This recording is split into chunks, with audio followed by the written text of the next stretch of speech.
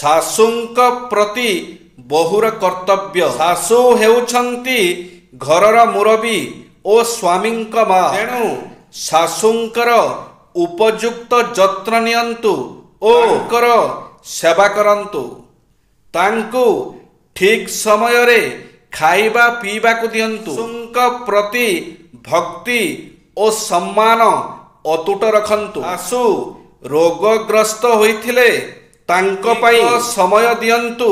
ତାଙ୍କର ଔଷଧ ପତ୍ର ଠିକ୍ ସମୟରେ ଦିଅର ସୁବିଧା ଅସୁବିଧା ବୁଝନ୍ତୁ। ଘରର ଚଳଣି ଓ ପରିବାରର ସଦସ୍ୟମାନଙ୍କ ସମ୍ପର୍କରେ ଶାଶୁଙ୍କ ପରାମର୍ଶକୁ ଆଗ୍ରହର ସହିତ ଶୁଣନ୍ତୁ ଓ ତଦନୁଯାୟୀ ପରିବାର ଚଳାଇବାକୁ ଶିଖନ୍ତୁ। ଶାଶୁ ଯଦି କୌଣସି କାରଣରୁ ବିରକ୍ତ ହୋଇ କଟୁ କଥା କୁହନ୍ତି ତାଙ୍କ ସହିତ ଯୁକ୍ତିତର୍କ କରନ୍ତୁ ନାହିଁ କିମ୍ବା ମୁହଁରେ ଜବାବ ଦିଅନ୍ତୁ ନାହିଁ। ନିଜର ଦୋଷ ତ୍ରୁଟି ସ୍ୱୀକାର କରି ଶାଶୁଙ୍କ ସହିତ ନମ୍ର ଭାବରେ କଥାବାର୍ତ୍ତା କରନ୍ତୁ।